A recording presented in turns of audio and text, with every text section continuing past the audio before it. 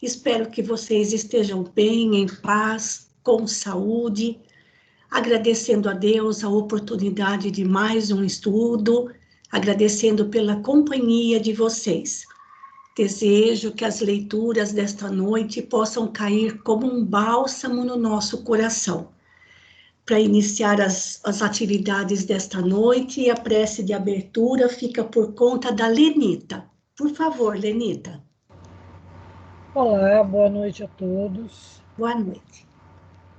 Vamos elevar os nossos pensamentos a Deus, serenar os nossos corações e pedir que mais uma vez Deus permita que irmãos de luz possam nos acompanhar, nos ajudar nos entendimentos e que a lição de hoje possa ser, como a irmãzinha falou, um bálsamo para nós, um exemplo para nós, que possamos, tirando esses exemplos, essas lições, que consigamos ser um pouquinho melhor a cada dia, termos a resignação, a resiliência desse irmãozinho do livro, que em tão poucos capítulos já nos ensinou tanto, com tanta bondade, com tanta caridade, que é o que precisamos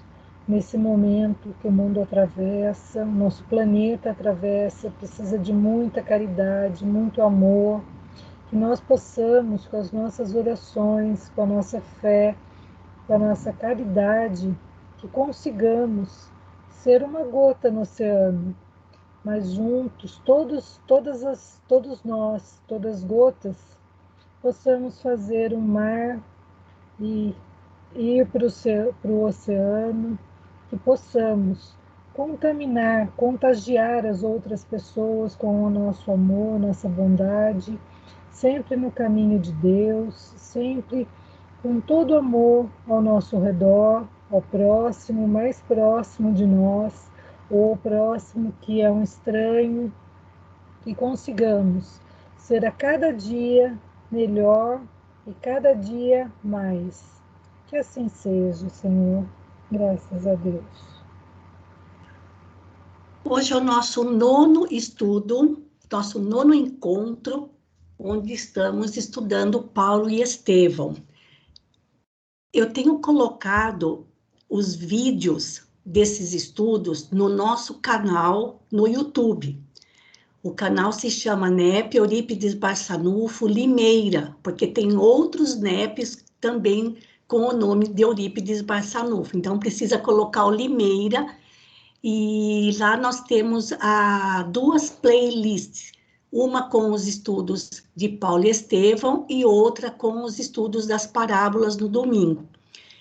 Eu estava atrasada para colocar todos os vídeos de quarta-feira, estavam faltando 5, mas eu consegui colocar tudo em dia. Então, assim, aqueles que por um motivo ou outro deixaram de assistir numa das quartas-feiras, depois pode acompanhar ao longo da semana, conforme a sua possibilidade, acessando então esse canal e essa playlist para poder ficar com tudo em dia, tá bom, gente? Pois bem, hoje nós vamos começar de uma maneira um pouquinho diferente, pelo seguinte: nós paramos justamente no momento em que Simão Pedro começa a conversar com Gesiel na casa do caminho, depois de ele estar plenamente restabelecido a saúde. E certa vez perguntaram a Chico Xavier, na opinião dele, qual era a figura que mais se destacava no livro Paulo e Estevão.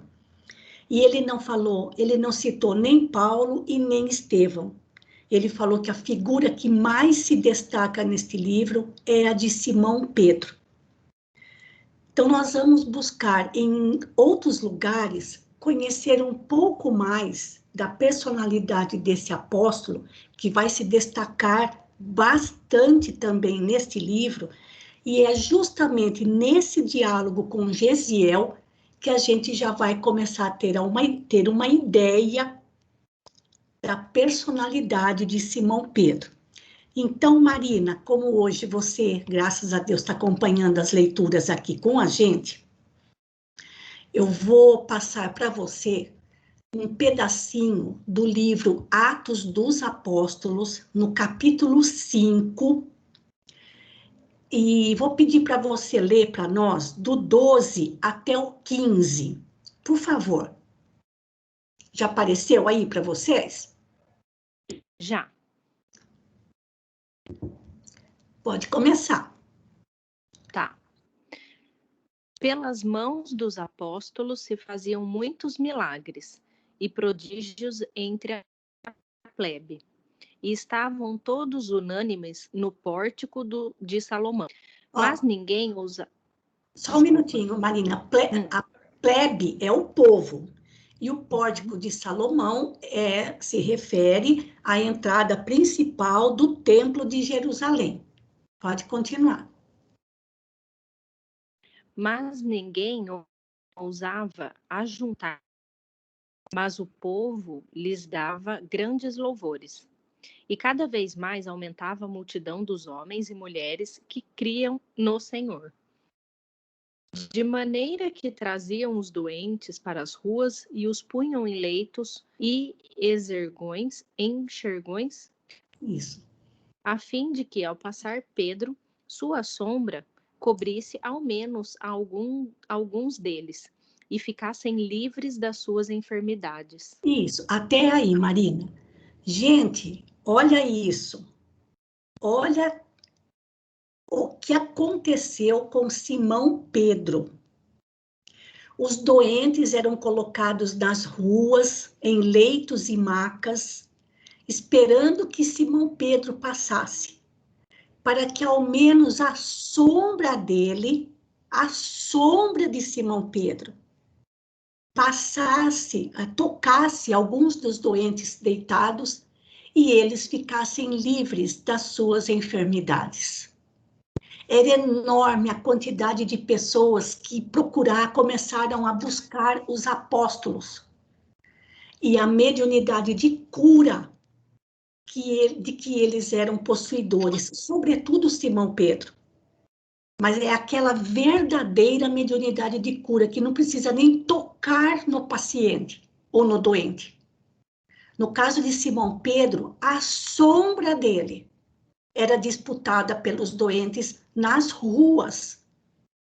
Esse foi Simão Pedro, apóstolo, não o Simão Pedro discípulo, o apóstolo Pedro, com vários tipos de, todas as categorias de mediunidade, sobressaindo a cura. E além disso, assim, Simão Pedro era extremamente humano. Ele não fazia nada para se sobrepor aos outros, muito pelo contrário, ele se diminuía. E é isso que nós vamos conhecer no livro Paulo e Estevão.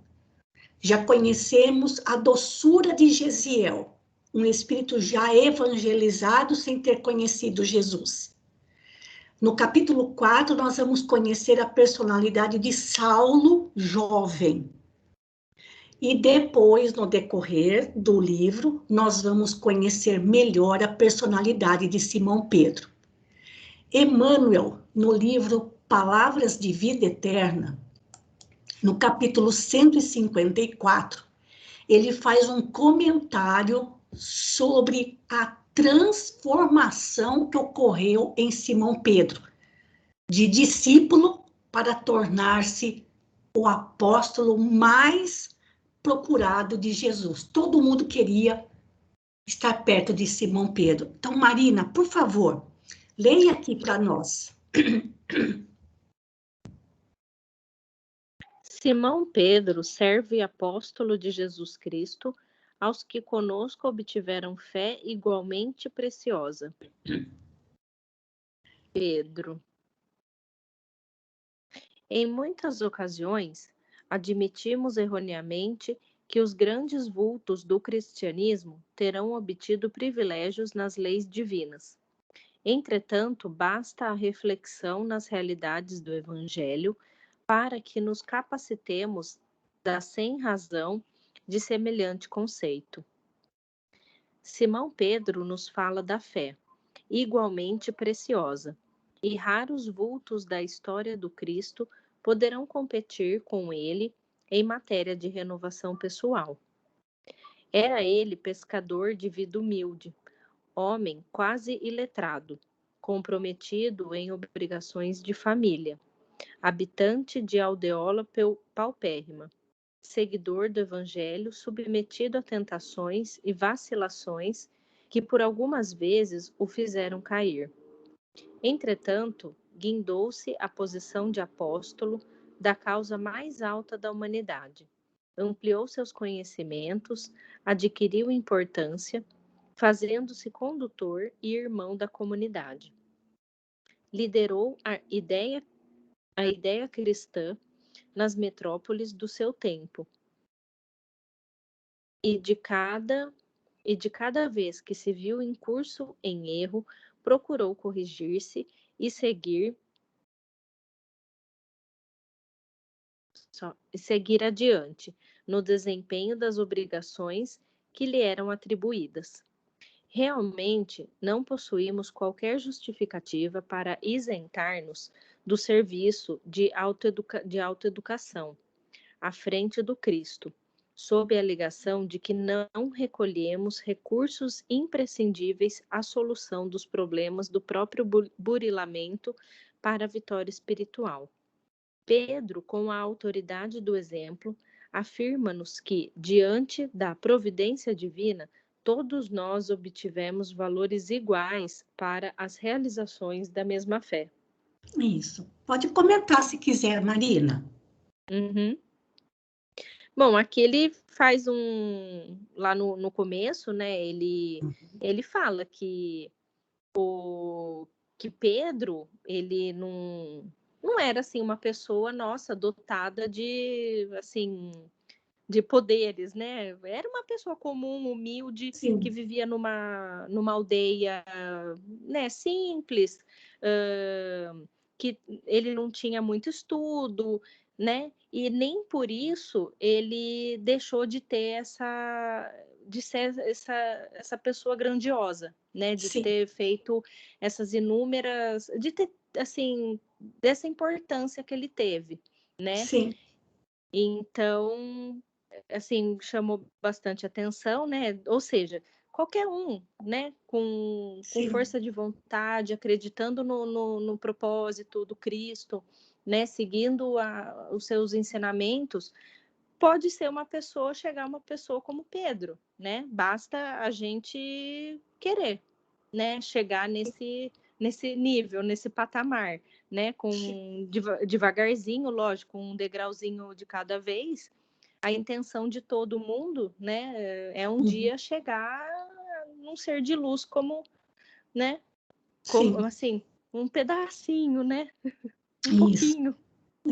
Porque a gente acha que, como Emmanuel começa dizendo aqui, né, nós achamos que somente os grandes vultos do cristianismo é que tinham privilégios nas leis divinas, mas nunca existiu privilégio. Nunca existiu privilégio nenhum para os grandes vultos do cristianismo, muito pelo contrário. E ele cita aqui o exemplo de Pedro, né, submetido a tentações, vacilações, que fizeram ele cair de fato. E só que daquele antigo discípulo, eis que surge o apóstolo, olha, apóstolo da causa mais alta da humanidade, que é o Evangelho, é o Cristo em nós.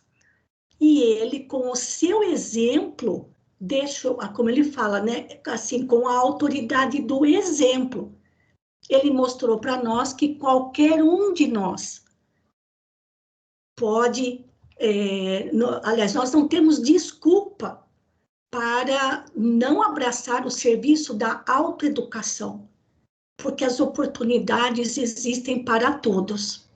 Né? Então, é importante eu me lembrei dessa lição em que Emmanuel faz esse comentário aqui no capítulo 3 de Simão Pedro, comparando o que ele foi, o que ele era, e no que ele se tornou depois. Então, agora, nesse diálogo, então eu vou fechar aqui, viu, Marina, para a gente ficar só agora com o texto do Paulo e Estevão. Então, aqui, olha, lembrando que aqui eles estavam conversando ali embaixo das árvores, das tamareiras que circundavam a casa do caminho, e Simão Pedro comentou com Gesiel que enquanto ele estava ali delirando com a febre, ele ficou impressionado com as referências de Gesiel a Isaías, ao profeta. E aí ele pergunta para Gesiel de que tribo ele era, como a gente já falou antes, né? Lá não existia sobrenome naquela época, as pessoas não tinham sobrenome. O que se perguntava era de qual dos filhos de Jacó eles eram descendentes.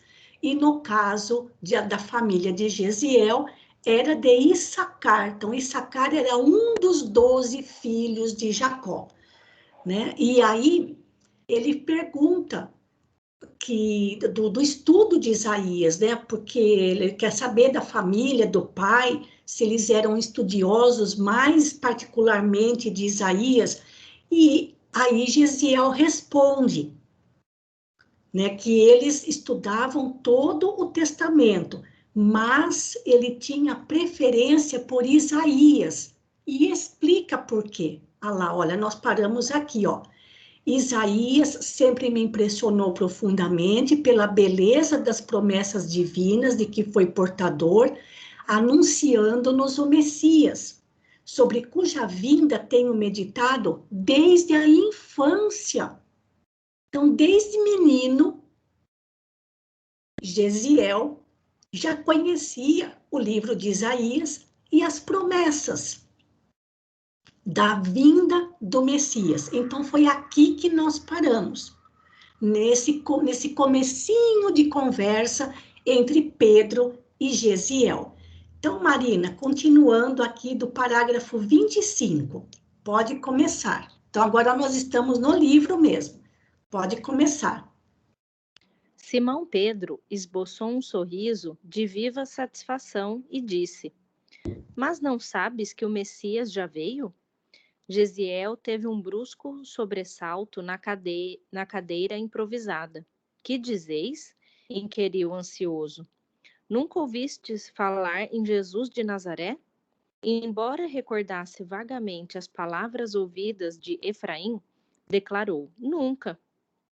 Pois o profeta Nazareno já nos trouxe a mensagem de Deus para todos os séculos. E Simão Pedro, olhos acesos na chama luminosa dos que se sentem felizes ao recordar um tempo venturoso, falou-lhe da exemplificação do Senhor, traçando uma perfeita biografia verbal do mestre sublime. Isso. Pode continuar.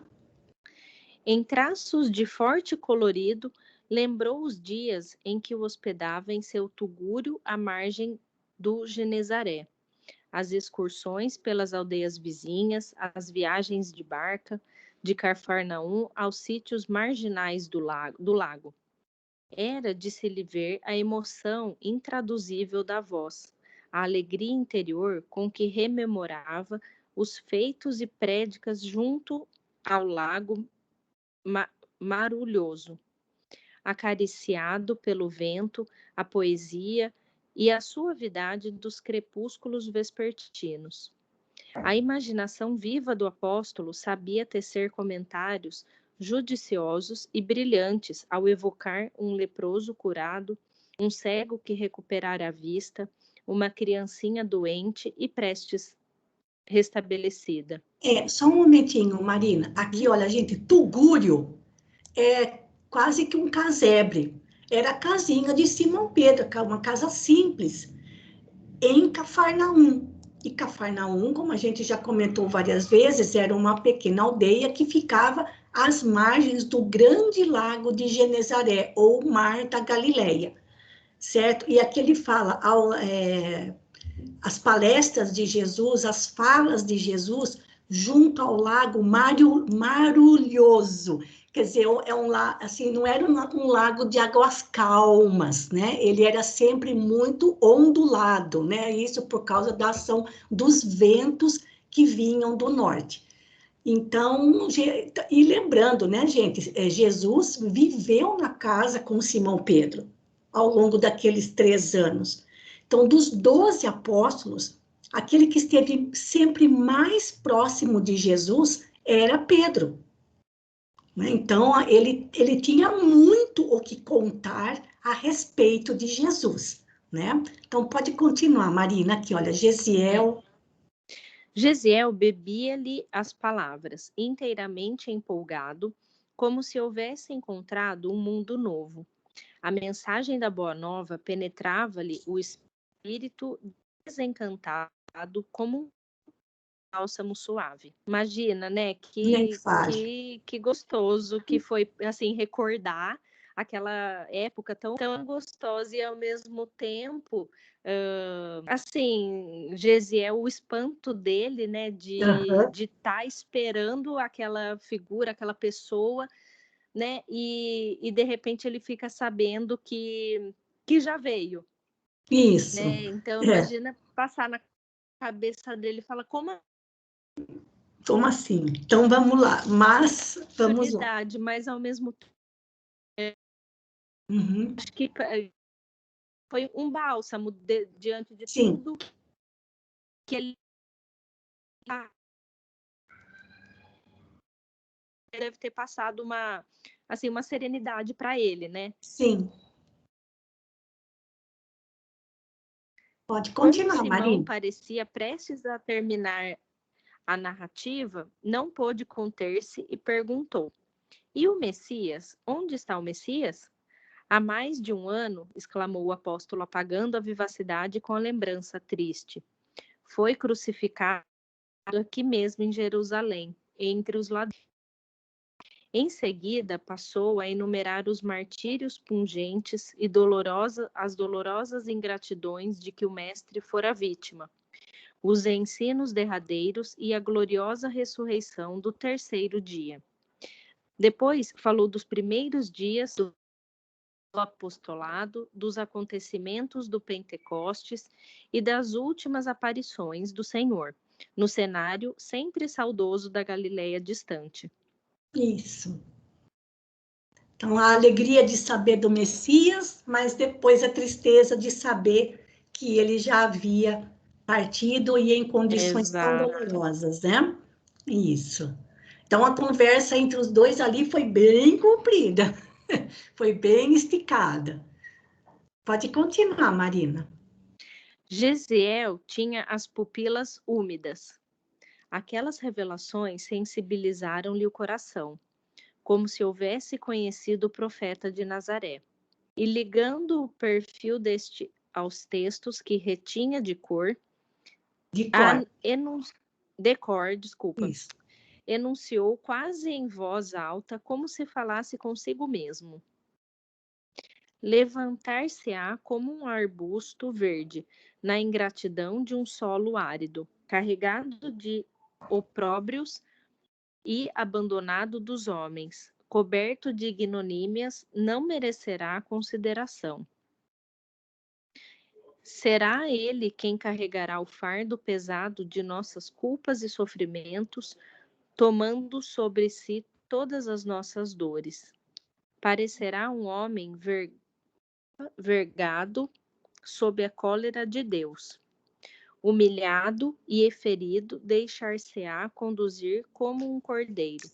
Mas desde o instante em que oferecer sua vida, os interesses do Eterno hão de prosperar nas suas mãos. Isso, só como comentário que esse trechinho que Gesiel enunciou é um trecho de Isaías, aqui, olha lá, é o capítulo 53 do livro de Isaías, que, aliás, eles tinham decor e salteado, né, gente? Eles tinham decor e salteado, todo o Antigo Testamento, os Salmos, os Provérbios, enfim, deixa eu voltar lá onde estava, que agora está aqui, ó, pronto.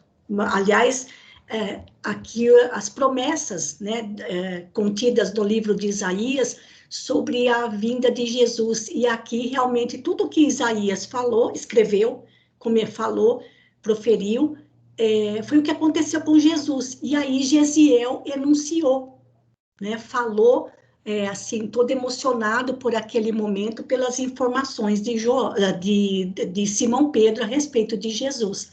Pode continuar, Marina, ou comentar alguma coisa que você queira. Uhum.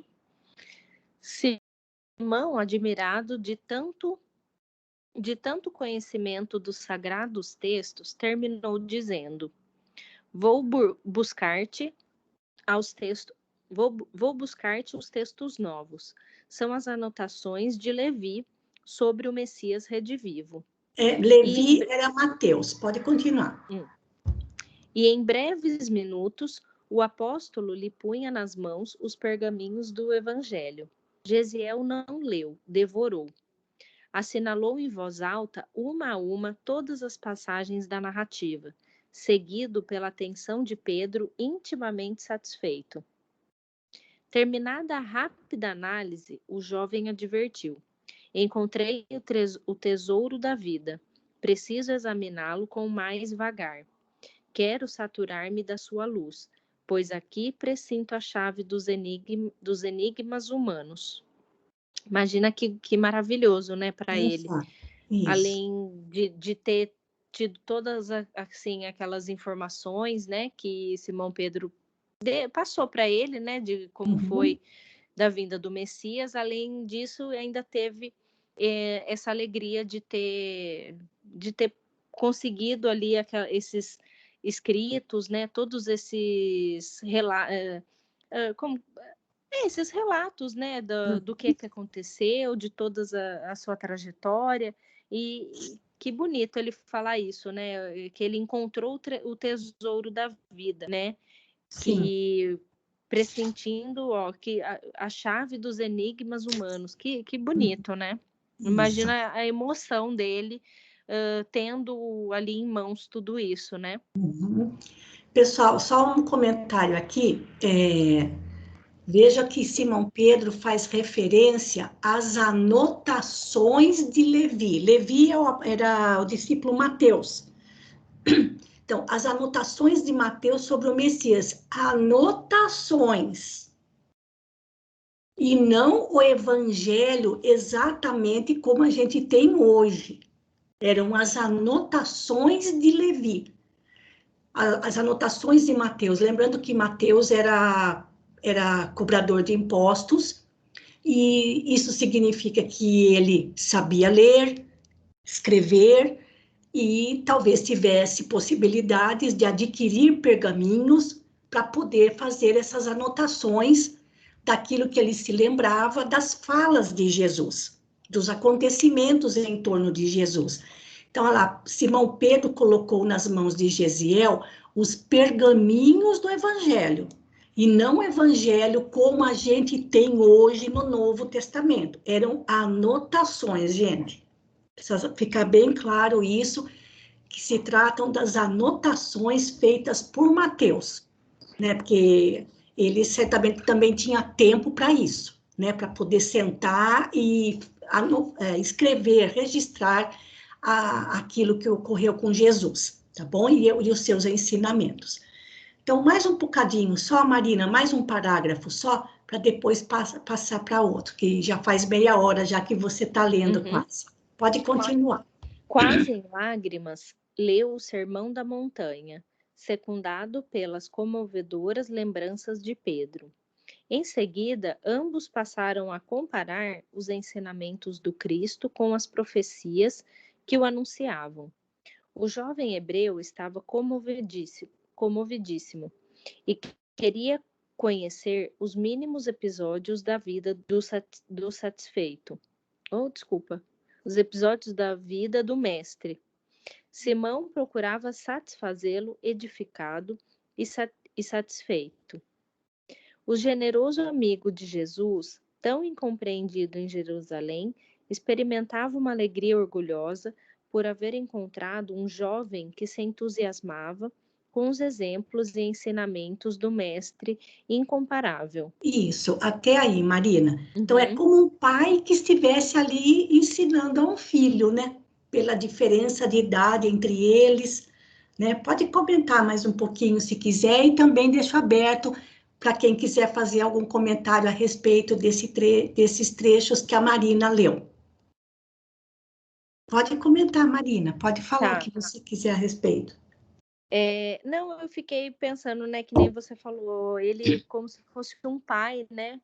Imagina a satisfação dele de encontrar, assim, depois de tudo que aconteceu, né, uma pessoa que, assim, chegou de repente ali para ele, né,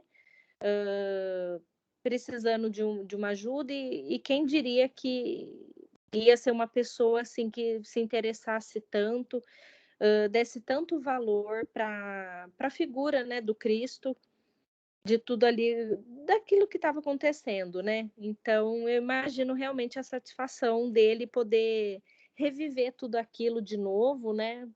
Passando para uma pessoa que não conhecia ele, né? Que não chegou a conhecer. Uhum, tá certo. Então, muito, muito bonito esse primeiro encontro, então, entre Gesiel e Simão Pedro. Tá certo? Alguém quer fazer algum comentário a respeito? Ai, eu posso falar? Eu sei que eu sou Claro, filha, Margareth. mas eu posso falar. Claro. Seguinte, eu queria até, inclusive, voltar, pode não ser tanto ligado a esse trecho, mas eu queria colocar uma coisa assim que não me sai da cabeça desde o nosso último encontro. O último eu não participei, só estava o pai, mas ele me passou, eu li aqui no livro, mas assim, para ficar para gente, todos os exemplos que a gente está vendo, nós estamos no nosso 8º encontro e meio, né? O 8 horas e meia de leitura desse livro em conjunto, de estudando e destrinchando os ensinamentos do livro. E assim, já ficou para mim assim muito forte a questão do poder da oração, com o que aconteceu com a Abigail, naquele momento de transformadora do ambiente, né? Para a gente usar a oração nos nossos momentos de dificuldade. O Gesiel não perdeu a compaixão, a misericórdia, a calma nas galeras, numa situação desumana. Ou exemplo para nós continuarmos nos mantendo em calma, em tranquilidade, sendo bondoso, misericordioso durante as nossas dificuldades. Sim. Olha o benefício da doença. O que trouxe o benefício da doença para este jovem? A doença lhe trouxe a liberdade. Sim. Então, olha, para a gente passar a olhar as situações da vida da gente com um pouquinho assim, não com os óculos da Poliana, que tudo é lindo, não, mas tudo tem um lado bom, tudo tem um momento de a oração promoveu a libertação da Abigail, que vai saber o que ia acontecer com ela ali naquele momento. Sim. Né? O bom trato do Gesiel na barca fez com que ele fosse ajudar o homem doente, ele ficou doente, ele foi libertado, e olha, ele foi assaltado. Olha o benefício do assalto.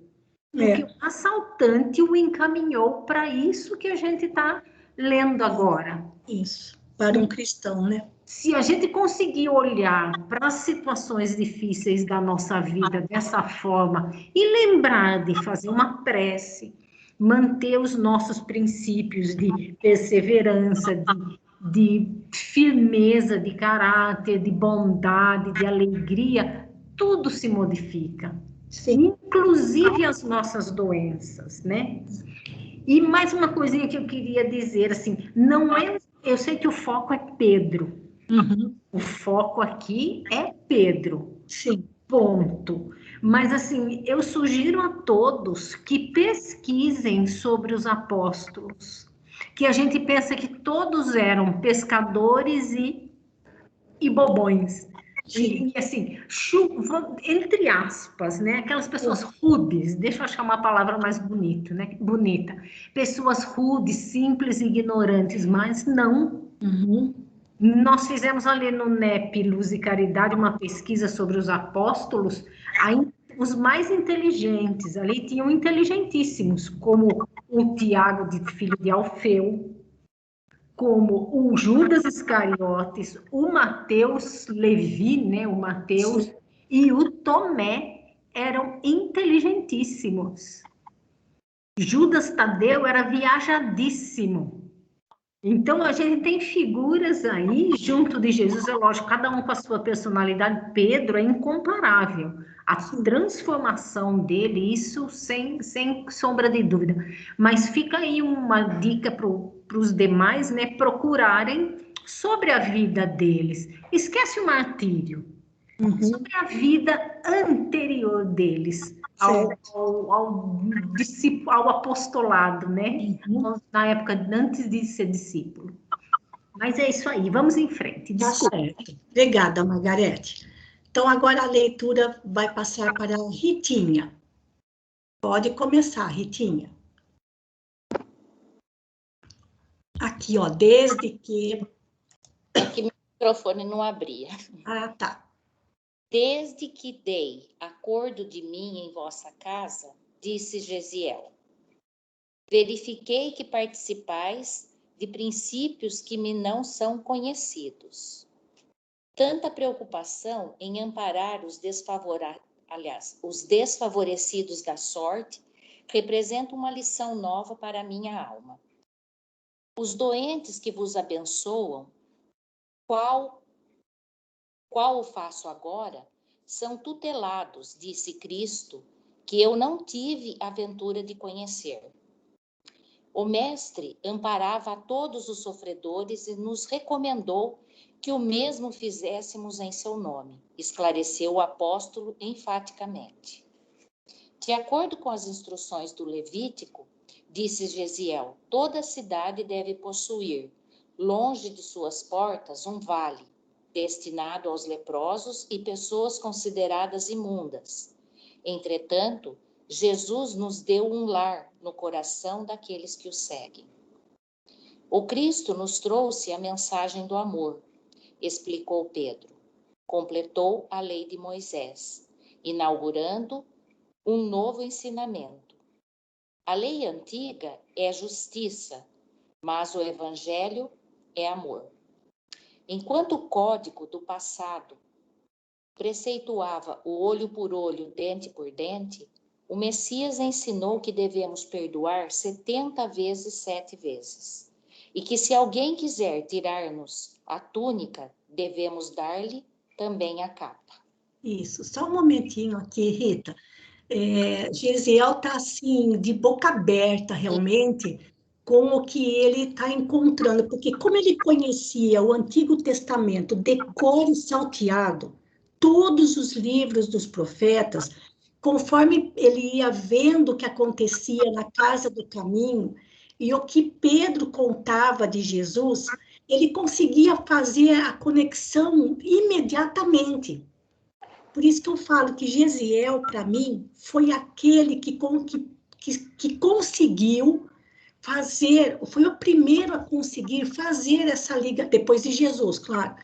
Depois de Jesus, o primeiro a conseguir fazer, assim, imediatamente, a ligação entre os ensinamentos de Jesus e o que ensinava a lei de Moisés. O Antigo Então, Testamento. Oi? O Antigo Testamento, né? O Antigo Testamento, exatamente. Então, realmente, por exemplo, perto de Jerusalém, realmente existia um vale destinado aos leprosos. e as pessoas consideradas imundas, ou seja, aquelas que tivessem portadoras de alguma doença que tinha que ficar longe da vida em sociedade e da família. Mas olha o que ele fala aqui, olha, Jesus nos deu um lar no coração daqueles que o seguem. Então, quando nós encontramos um cristão, né, o coração desse irmão também é um abrigo para nós. Olha que lindo isso. E daí Pedro também coloca mais algumas coisas em relação a Moisés, que realmente Moisés trouxe a ideia do Deus justo e Jesus trouxe para nós Amor. o Deus amor, né? Pode comentar, pode continuar, Ritinha. Não, é isso mesmo, né, Maruísa? Então, imagina, né, que coisa, que conversa maravilhosa Maravilhosa. entre os dois. Isso. Porque nessa comparação da lei antiga e o que Isso. Jesus veio Jesus ensinava, exatamente. complementar. Porque não pode ficar assim a ferro e fogo, como Moisés pregava, olho por olho, por dente. Exato. Tem que praticar o amor, né? O amor, exato. Então, vamos lá. Gesiel sensibilizou-se e chorou. Aquele Cristo amoroso e bom, suspenso na cruz da ignomínia humana, era a personificação de todos os heroísmos do mundo. Como se aliviava ao analisá-lo. Sentia-se bem por não haver reagido contra o despotismo de que fora vítima. Cristo era filho de Deus e não desdenhara o sofrimento. Seu cálice transbordara e Pedro lhe fazia sentir que nos instantes mais acerbos, aquele mestre, desconhecido e humilde, no mundo, sabia transmitir a lição da coragem, da renúncia e da vida. Como exemplo do seu amor, ali estava aquele homem simples e carinhoso, que ele chamava irmão, que o acolhia como pai dedicado. O rapaz lembrou seus últimos dias em Corinto e chorou longamente. Foi aí que, abrindo o coração, tomou as mãos de Pedro e contou-lhe toda a sua trajetória, sem nada omitir e rogando-lhe conselhos. Isso. Pode comentar um pouquinho a respeito desse parágrafo, Ritinha? É muito tocante esse parágrafo, que ele toca o coração da gente e deixa a gente até emocionada. Porque ele, com toda a sensibilidade que Gesiel tinha, e o Simão Pedro falando, né, do que Jesus fazia, né, e ele fazendo essa comparação e falando, né, eu me sinto ainda agradecido por todo o sofrimento que eu passei, por tudo que eu, assim, sofri e venci, o quanto valeu a pena. Sim. Porque agora, diante de todo esse sofrimento, ele conseguiu chegar até o Cristo, coisa que ele nunca imaginava. E se tudo isso não tivesse acontecido na vida dele, com o pai e a irmã, ele jamais estaria hoje, naquele momento, conversando com Pedro. Sim. Ele não teria tido toda aquela trajetória, todo aquele sofrimento, e mesmo ele não conhecendo Jesus, ele nunca deixou de acreditar. Sim. Ele ia ser recompensado algum dia por todo aquele sofrimento que ele passava. Então, é uma renúncia, né, muito grande que ele faz de tudo que ele viveu e ainda agradece por tudo. Mesmo não conhecendo o mestre, sendo uma pessoa desconhecida, como fala, e humilde no mundo, sabia transmitir a lição da coragem, da renúncia e da vida. Sim. Como exemplo do amor. Exato. É isso aqui. Olha, gente, é muito lindo essas palavras, né? Que Pedro mostrou para Gesiel, né? Que Jesus conseguia transmitir isso para a gente, porque e olha o que o próprio Gesiel pensou a respeito. Sentia-se bem por não haver reagido contra o despotismo de que fora vítima. Ou seja, ele de não ter reagido contra aquele Licínio Minúcio, que fez tudo o que fez contra a família dele, e raciocinando, Gesiel raciocinando. Jesus era filho de Deus e não desdenhou o sofrimento. Então, vejam já o raciocínio dele em torno do que aconteceu com ele. E aí, finalmente, muito emocionado, ele contou para Simão Pedro toda a tragédia pela qual a sua família passou, pedindo conselhos a Simão Pedro. Não poderia ter encontrado ninguém melhor para contar tudo o que aconteceu com ele, seu pai e sua irmã. Podemos continuar, Ritinha. Finalizando a narrativa, acrescentou comovido: revelastes-me a luz do mundo. Perdoai, pois, se vos revelo meus sofrimentos, que devem ser justos. Tendes no coração as claridades da palavra do Salvador e haveis de inspirar minha pobre vida. O apóstolo abraçou e murmurou: julgo prudente guardares o anonimato, pois Jerusalém regurgita de romanos, e não seria justo comprometer o generoso amigo que te restituiu a liberdade. Teu caso, entretanto, não é novo, meu amigo.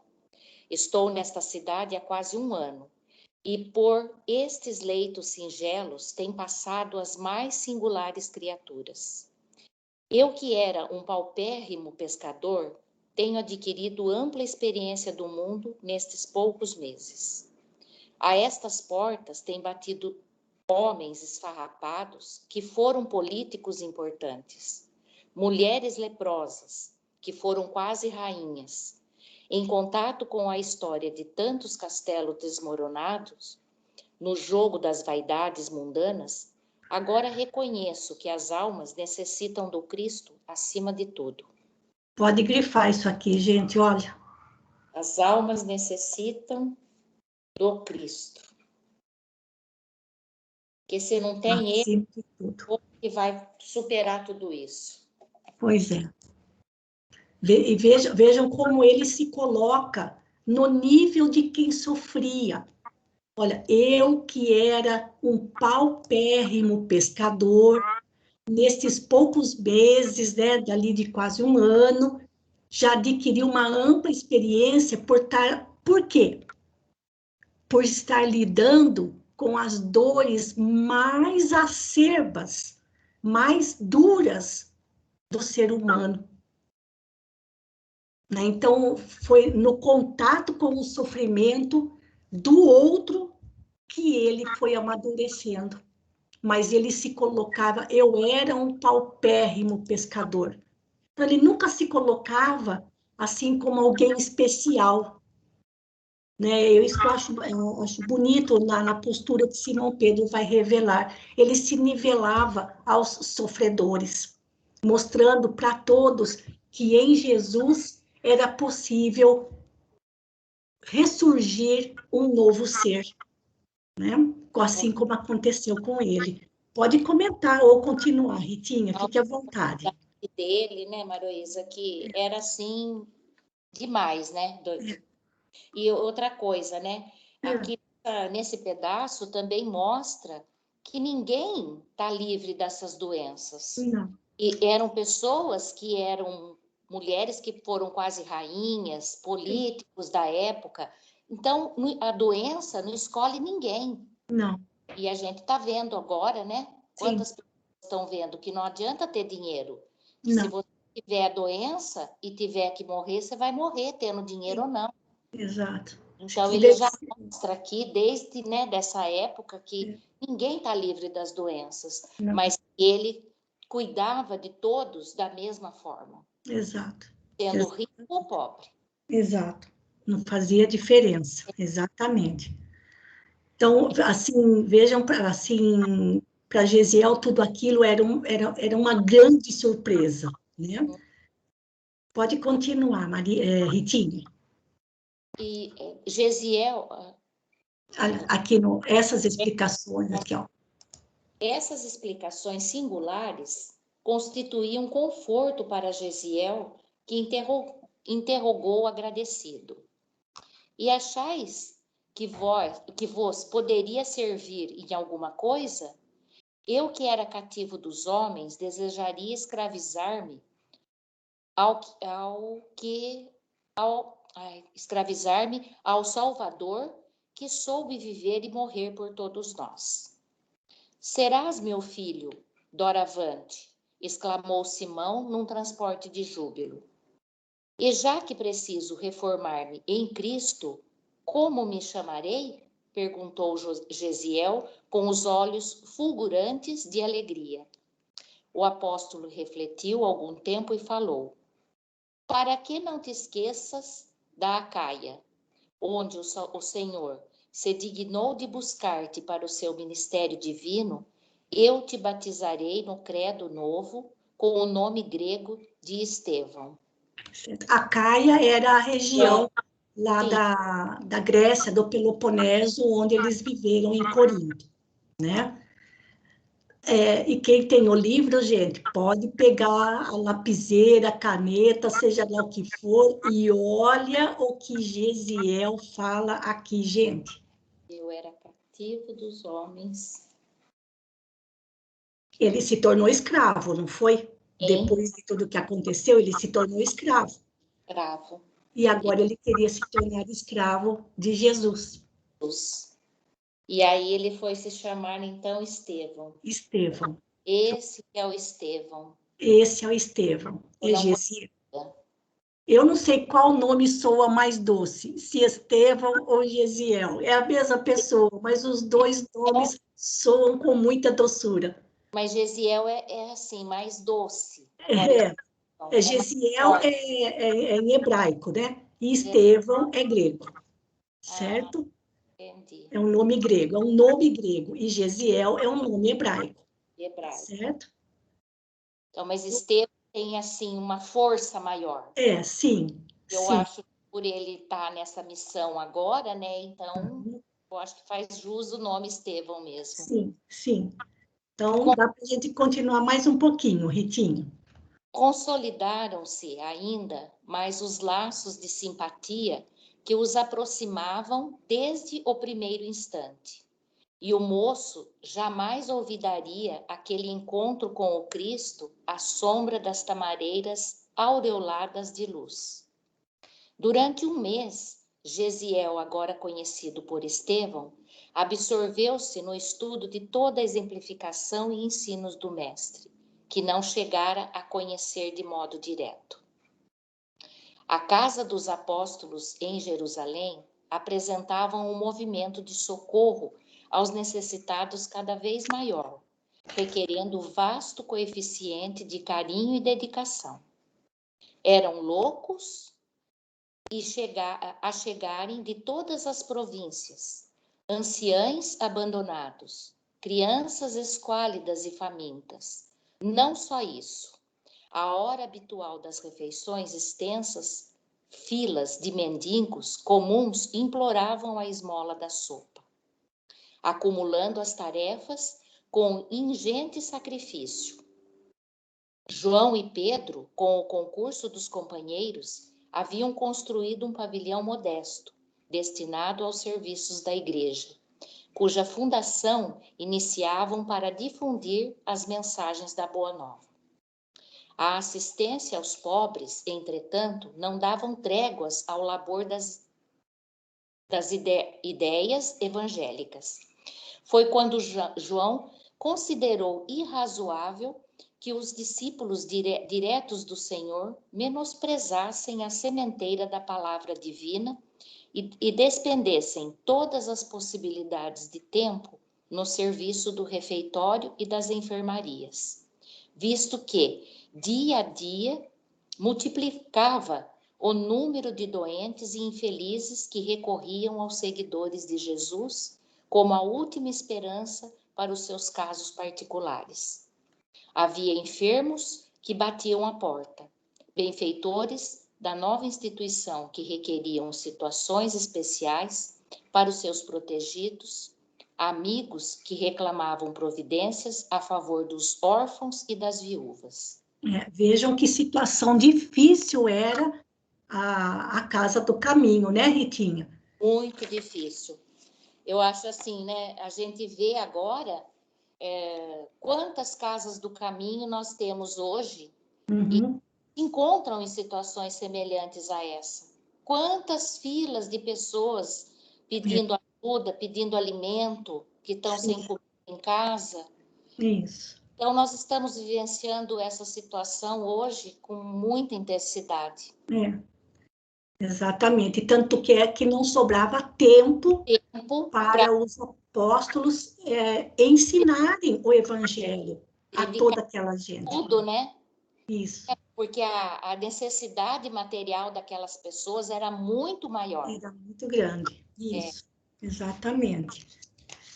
Bom, Ritinha, está faltando muito pouco para a gente terminar esse capítulo, mas a gente não tem pressa de fazer leitura nenhuma, tá bom? Aliás, a gente não tem pressa nenhuma de terminar exatamente hoje. Nós podemos caminhar mais um pouquinho, aqui para mim já são 8h26, falta bem pouco, mas mesmo assim a gente não vai ler com pressa, não vamos ler com pressa, tá bom? Deixa eu ver como que está dividido aqui da primeira até se vai bastante comprido aqui ainda, aqui em pouco tempo, quase terminando. Acho que dá para ler mais um parágrafo só, Ritinha, e depois aí a gente vê se alguém mais quer fazer algum comentário, e daí nós deixamos para terminar na próxima semana, não tem problema. Pode continuar, então, Ritinha. Na primeira reunião da igreja humilde, Simão Pedro pediu, então, nomeassem 7 auxiliares para o serviço das enfermarias e dos refeitórios, resolução que foi aprovada em geral aprazimento. Entre os 7 irmãos escolhidos, Estevão foi designado com a simpatia de todos. Começou para o jovem de Corinto uma vida nova. Aquelas mesmas virtudes espirituais que iluminavam a sua personalidade e que tanto haviam contribuído para a cura do patrício, que o restituíra à liberdade, difundiam entre os doentes e indigentes de Jerusalém os mais santos consolos. Grande parte dos enfermos recolhidos ao casarão dos discípulos recobraram a saúde. Velhos desalentados encontravam bom ânimo sob a influência de sua palavra, inspirada na fonte divina do Evangelho. Mães aflitas buscavam-lhe o conselho seguro. Mulheres do povo, esgotadas pelo trabalho e angústias da vida, ansiosos de paz e consolação, disputavam o conforto da sua presença carinhosa e fraterna. Simão Pedro não cabia em si de contente, em face das vitórias do filho espiritual. Os necessitados tinham a impressão de haver recebido um novo arauto de Deus para alívio das suas dores. Isso, até aí então, Ritinha. Paramos aqui, então, faltando só um pouquinho para terminar o capítulo, mas não tem problema algum, tá bom? A gente não está com pressa. Pode fazer seu comentário e se alguém mais quiser fazer algum comentário, pode falar. A gente vê, né, que, imagina, né, que bênção para ele estar trabalhando agora com tudo aquilo que ele sempre acreditou, que ele sempre lutou, né, e venceu, para ele poder trabalhar agora ajudando essas pessoas necessitadas, né? E servindo como exemplo. Sim. Então, eu acho que ele poderia dar o testemunho dele ali para todos, se quisessem, né, ouvi-lo. Porque ele passou por todas essas dificuldades e venceu. Certo. Então, ele era uma testemunha viva, né, de tudo isso. Sim, sem dúvida. Muito bonita essa passagem do livro também. Alguém quer fazer mais algum comentário a respeito desses trechinhos? São muitas lições, né, gente? Muitas lições e muitos exemplos para todos nós. Muito bem, então, Ritinha, obrigada pela leitura. Nós já vamos, então, eu vou voltar para a tela principal do Skype, parando de compartilhar. E para fazer a nossa prece de encerramento, é a vez da Sônia hoje, fazer a prece de encerramento.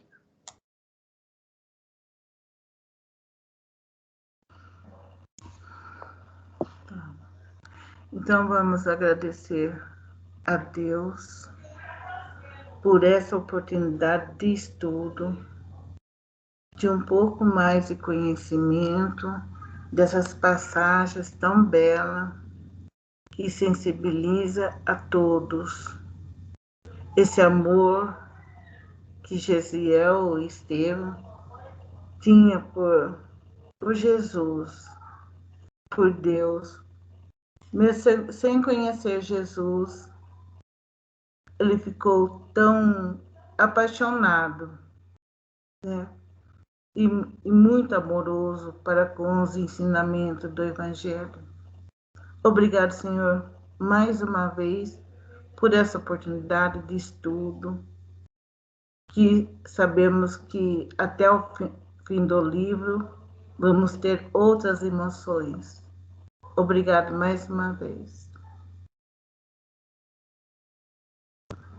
Então, queridos amigos, obrigada pela companhia de todos, agradecemos pela companhia de todos e, como sempre, desejamos a todos uma boa noite, um bom descanso e até sexta-feira, se Deus quiser, na nossa roda de leituras. Um grande abraço a todos, fiquemos com Deus.